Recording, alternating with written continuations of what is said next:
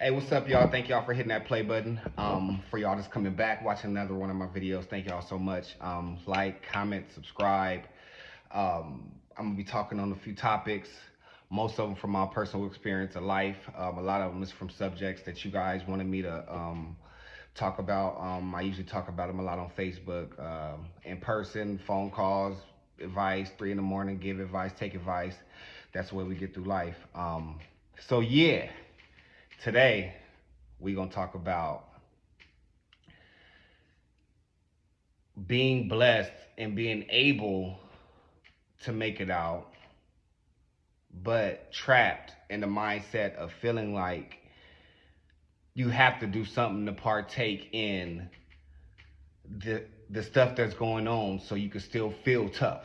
So you could, or not even still feel tough, because you probably never had to be tough or was tough.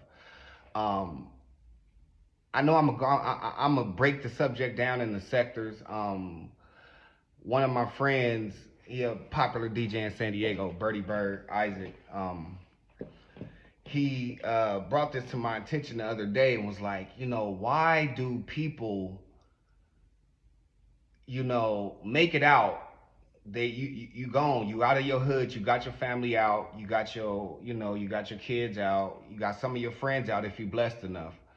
Um, but yet you still feel like you will blow it all based on somebody else's view on you. You want to keep that image up, or you want to have a certain image around a certain crowd. And that's crazy. And to me right now, that's at an all-time high.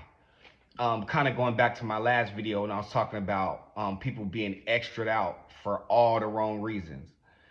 And most of the time, you really don't, like I said, you don't have to.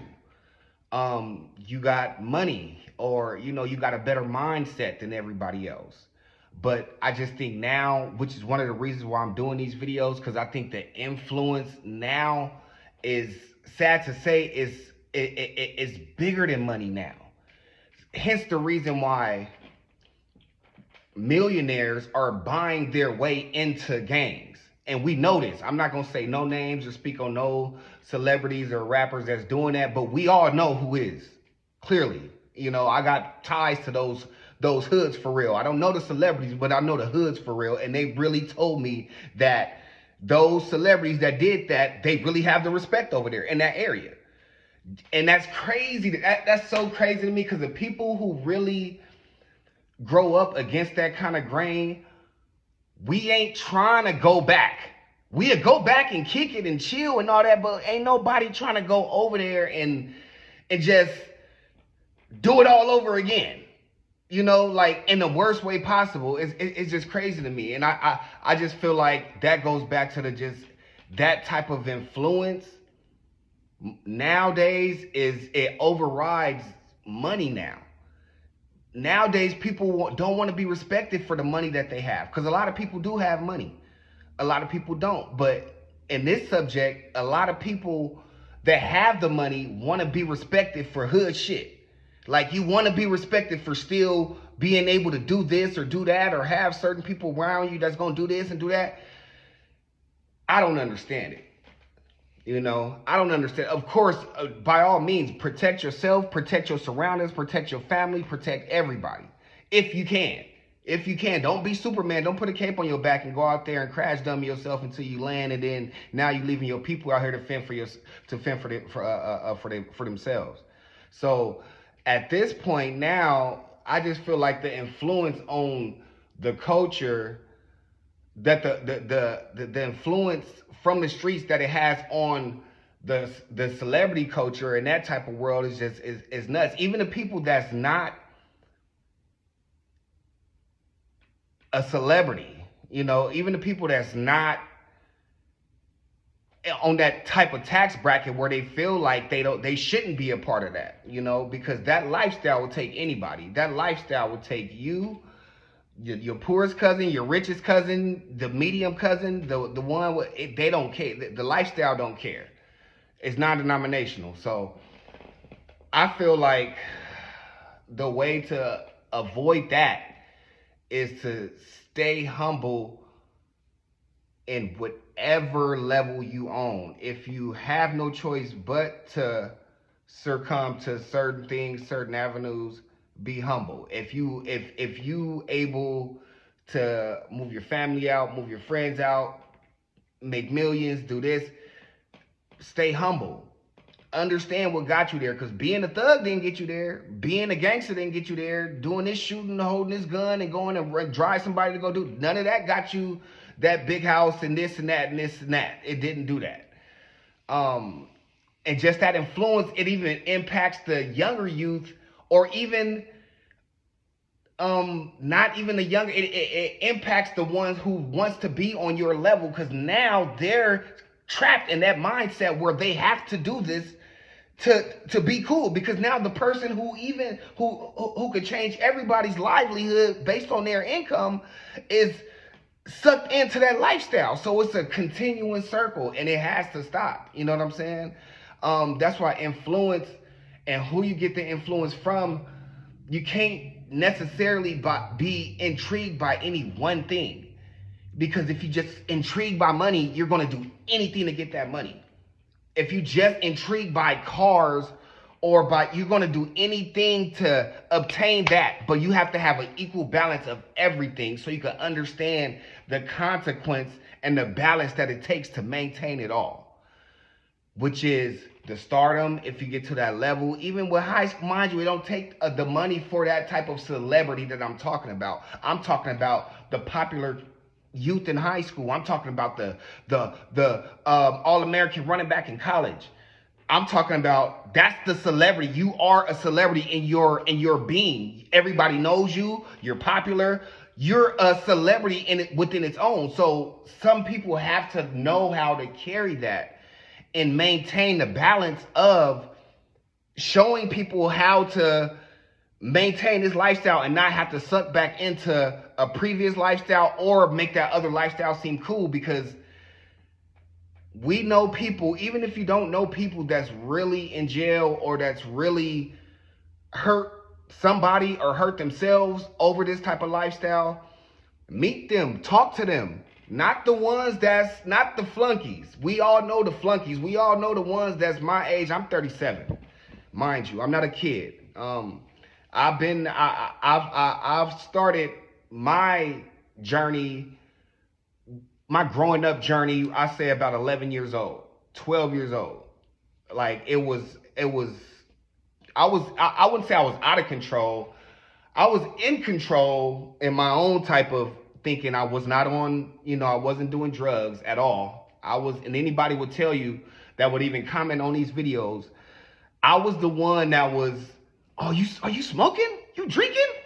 Oh, hell no. No. Like, I'm the one that's making sure we all safe while these friends are doing this and doing that. I'm patrolling, if you will. I'm the one making sure, the extra activity for me, myself personally, didn't come till later on in life. Like freshman year in high school, and then, and that was only the green stuff. I wasn't, drinking alcohol until, I don't know, 12th grade, whatever. That's neither here nor there. But my influence, and even around them times, I think that's when I learned a lot. I think that's when I learned the most about what not to be like and how not to be. I seen a lot of people older than me that was looking up to people my age. When you see older people look up to what you doing, I mean, mind you, that's a good thing. Never put yourself above nobody else. Always stay humble. But when you see people older than you that's choosing to do stuff beneath you, so they look up to you because you're doing something positive, that's what I'm talking about. Not the ones that's older, got their stuff together, you're learning from them, but and they're giving you, oh yeah, oh yeah, man, I look up to you, man. I'm proud of you, man.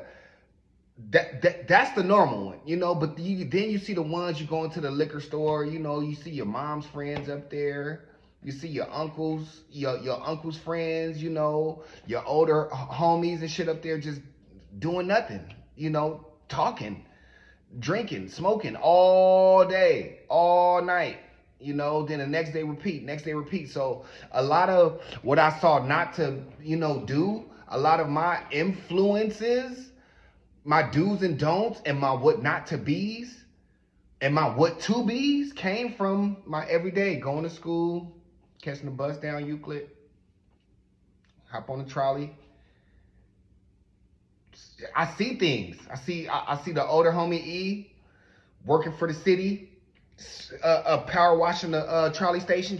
Like, okay, and I know he's a real older homie, a real G homie, well respected, with a good job. Probably still work there today. This is 20-something years ago.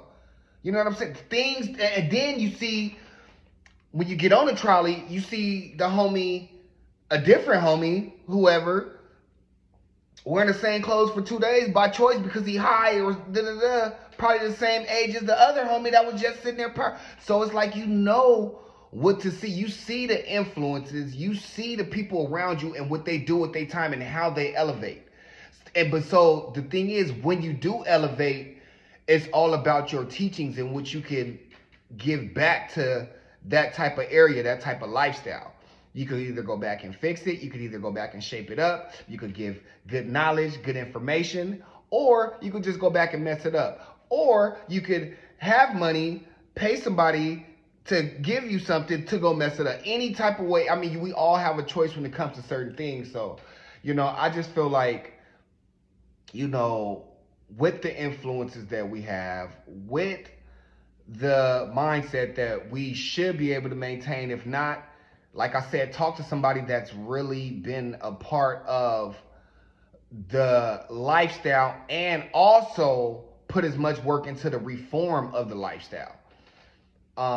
Because we're only as good as the next street over. We're only as good as our enemy when it comes to certain. So with all that being said, man, we could either be a cancer to where we come from, or we could be a cure for where we come from. Some people still wrapped up in both, which is understandable. It's not a manual through life. It's not a book that we're supposed to read. It's not a movie we're supposed to watch. We're only learning from either, hopefully, the experience.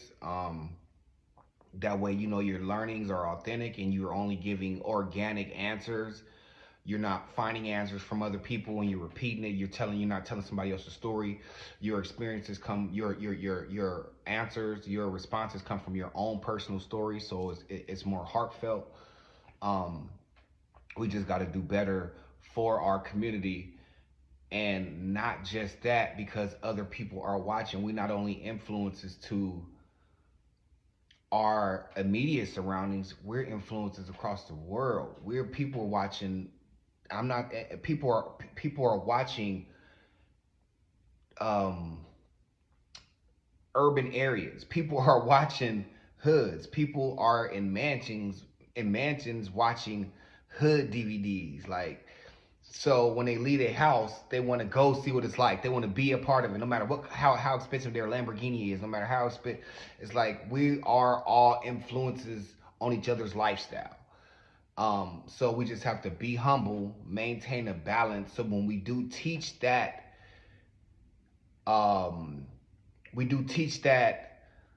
information on how to obtain these things, we don't misconstrue information and give the wrong guidance, or give the wrong details. So now we got somebody out here. We didn't taught somebody how to be a crash dummy that got this much money. We didn't taught this person who don't have nothing, who has all the potential in the world to be the next trillionaire. But yet we taught this person so much bad. We taught this person so much negative. Now the whole family has to put in every month for a package for him in jail, or some shoes or something like that. So, our influences that we possess are more powerful than what we could ever think, what we could ever imagine. So, we all got to do our part. I'm gonna wrap this up right now.